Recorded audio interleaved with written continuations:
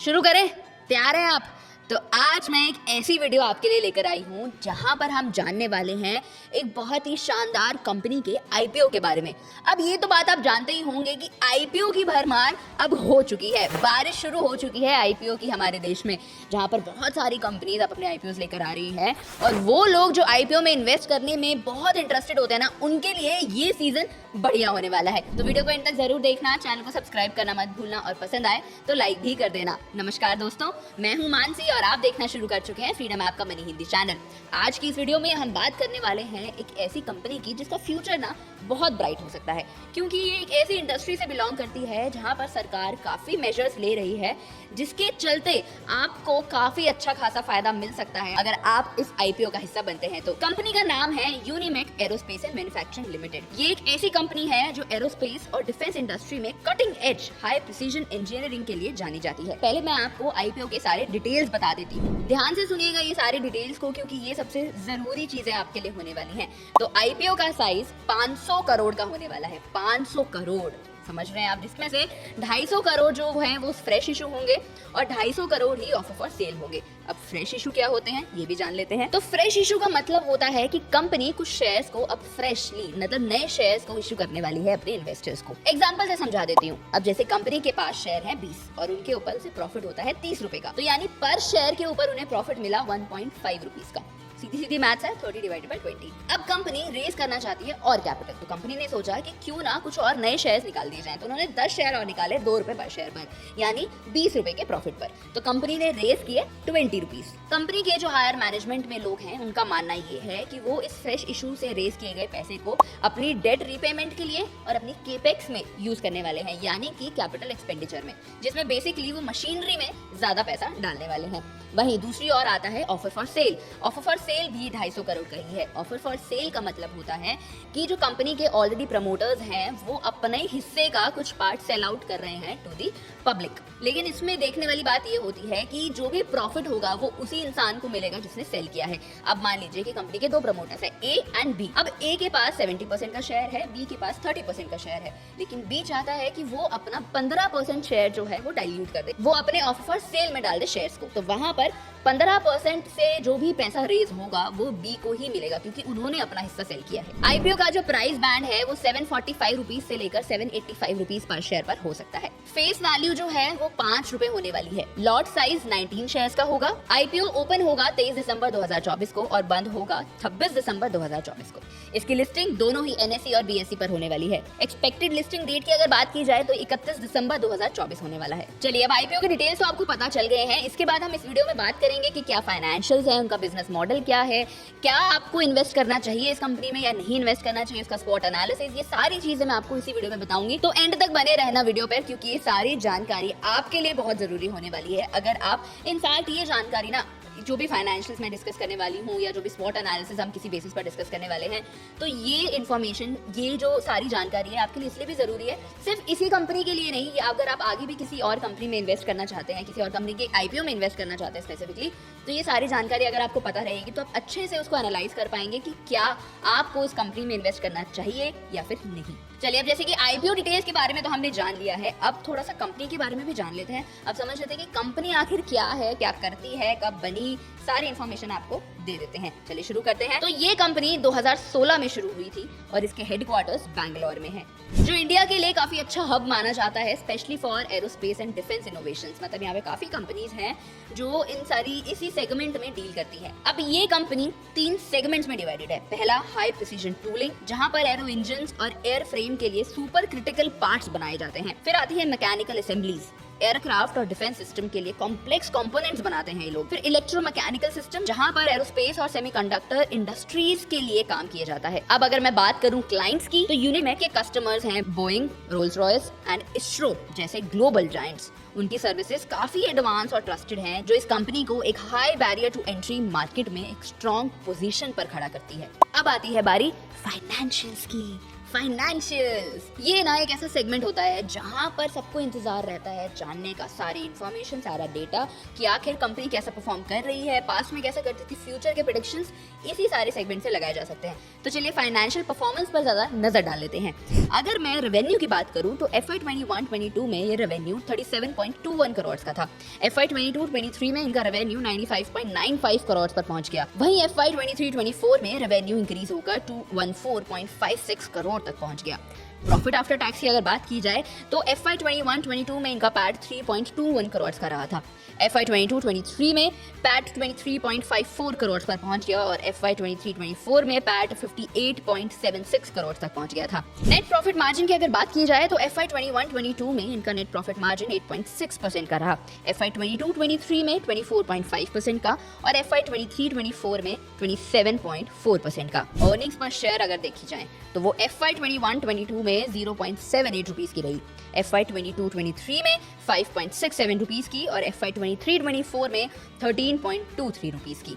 अगर रेवेन्यू की ग्रोथ देखी जाए ना तो 124% का CAGR रहा है फ्रॉम FY 21 से लेकर FY 23-24 तक। नेट प्रॉफिट मार्जिन भी काफी इफेक्टिवली बढ़ता नजर आया है, जो एक ऑपरेशनल एफिशिएंसी जो है वो जताता है। वहीं EPS में जो ग्रोथ है वो दिखाती है कि कैसे शेयर होल्डर्स के लिए ये काफी अच्छा एक ऑप्शन साबित हो सकता है। वहीं अगर प्राइस टू अर्निंग रेशो की बात की जाए यानी PE रेशो की बात की जाए तो वो 59.34 टाइम्स है at the upper price band. वहीं return on net worth value अगर देखा जाए तो वो 53.53% का है, जो एक इंडस्ट्री स्टैंडर्ड के हिसाब से काफी इंप्रेसिव है। वहीं अगर मैं डेट टू इक्विटी रेशो की बात करूं तो वो कम हुआ है। FY 2021 में वो 1.2x था और अब FY 23-24 में वो 0.8x पर पहुंच गया है। चलिए ये तो हो गए कंपनी के फाइनेंशियल्स। इसके अलावा भी अगर आपको कोई और फाइनेंशियल्स के बारे में जानकारी चाहिए तो आप मुझे कमेंट सेक्शन में बता सकते हैं, मैं आपको प्रोवाइड करवा दूंगी। इनफैक्ट आपको पता है फ्रीडम ऐप एक ऐसा प्लेटफॉर्म है जहां पर आप IPO में कैसे इन्वेस्ट करना है ना ये सीख सकते हैं। वहां पर एक पूरा कोर्स अवेलेबल है IPO के ऊपर, जहां पर आप एक्सपर्ट के साथ में सीख सकते हैं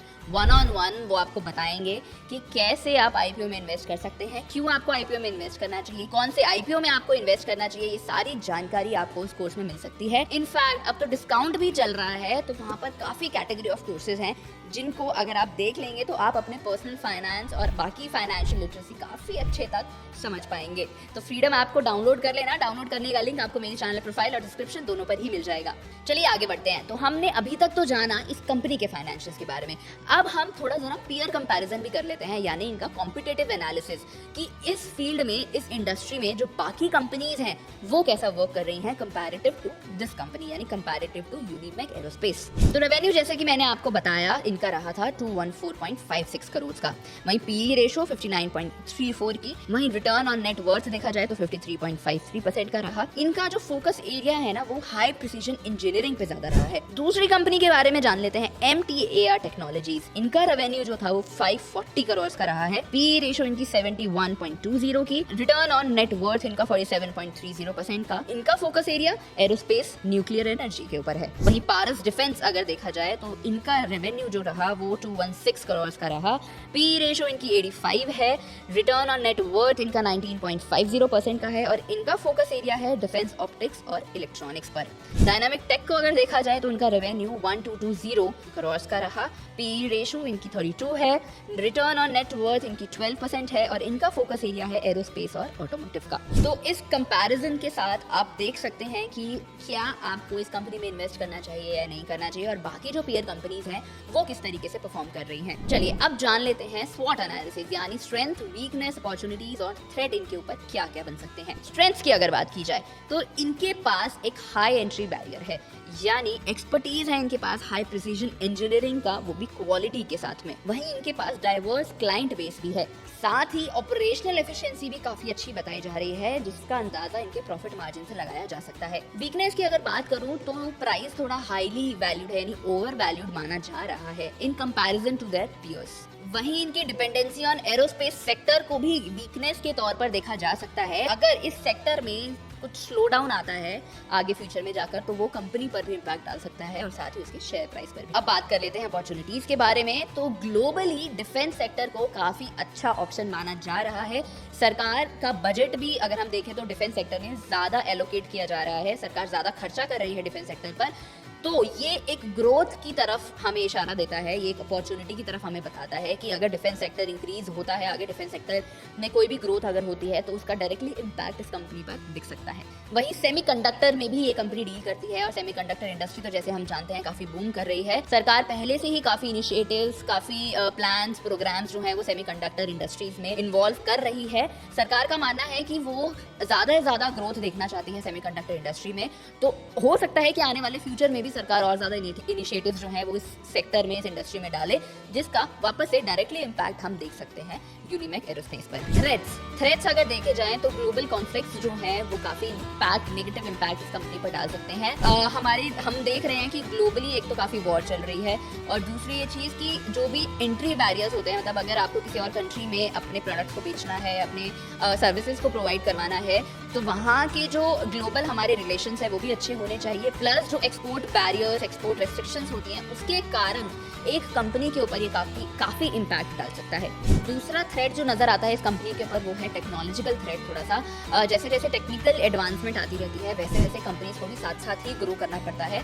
तो आगे अगर फ्यूचर में और ज्यादा टेक्निकल एडवांसमेंट आने के ज्यादा चांसेस रहते हैं, स्पेशली इन प्रिंटिंग, क्योंकि ये कंपनी भी प्रिंटिंग में ही आपको आगे पता चलेगा जब मैं और बताऊंगी इस कंपनी के बारे में। तो वहां पर अगर ज्यादा टेक्नोलॉजिकल एडवांसमेंट होती है तो वो शायद, मतलब ये इतना बड़ा इम्पैक्ट तो नहीं होगा क्योंकि एनी हाउ कंपनीज जो है वो टेक्निकली अपने आप को और एडवांस करती हैं, लेकिन कुछ टाइम के लिए शायद वो एक नेगेटिव इम्पैक्ट देखा जा सकता है। ऑल्दो मेरे नजर में ये चीज बहुत बड़ी नहीं होने वाली है। ग्रे मार्केट प्राइस, इस कंपनी का जीएमपी जो है वो अभी 350 पर शेयर पर चल रहा है एज ऑफ दिसंबर 18 में आपको बता रही हूँ। तो जब तक आप ये वीडियो देखेंगे शायद थोड़ा वेरिएशन आ जाए, जहां पर इन्वेस्टर्स का काफी स्ट्रॉन्ग इंटरेस्ट नजर आ रहा है और ऐसा माना जा रहा है कि लिस्टिंग के बाद में इसमें 44% के अराउंड का ग्रोथ देखा जा सकता है based on the upper price band. चलिए अब मोटा मोटा एक आपको सारी चीजें तो पता चल गई हैं, अब एक जिस्ट भी मैं आपको बता देती हूँ कि इसकी इन्वेस्टमेंट कंसिडरेशंस आपको क्या क्या माइंड में रखनी चाहिए। पहले तो जान लेते हैं कि आपको यूनिमेक एरोस्पेस में क्यों इन्वेस्ट करना चाहिए। तो सबसे पहले तो स्ट्रॉन्ग फाइनेंशियल्स है, जैसा कि मैंने आपको बताया, ग्रोथ और प्रॉफिटेबिलिटी की तरफ ये कंपनी बढ़ रही है।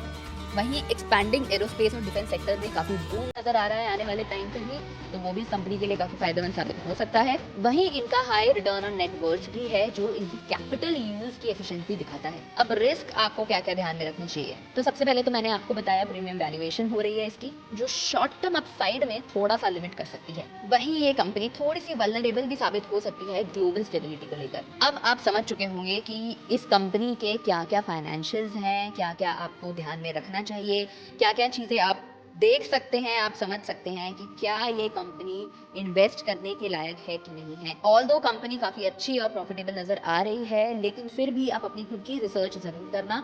आप एक बार सारी चीजें आपको चेक करनी चाहिए, सारे एनालिसिस, अपना रिसर्च खुद का काफी जरूरी होता है किसी भी जगह पर इन्वेस्ट करने से पहले। लेकिन जैसे कि मैंने आपको बताया कि सब कुछ सीखना पड़ता है, तो आप फ्रीडम ऐप के जरिए आईपीओ में कैसे इन्वेस्ट करते हैं सीख सकते हैं। तो मुझे कमेंट सेक्शन में जरूर बता देना कि क्या ये आईपीओ वर्थ है आपके इन्वेस्टमेंट के या नहीं। चलिए मैं उम्मीद करती हूँ आपको सारी जानकारी समझ में आई होगी, पसंद में आई होगी। कोई भी डाउट, सजेशन, फीडबैक आप मुझे कमेंट सेक्शन में लिख सकते हैं। मैं मानसी मिलती हूँ आपसे अगली वीडियो में।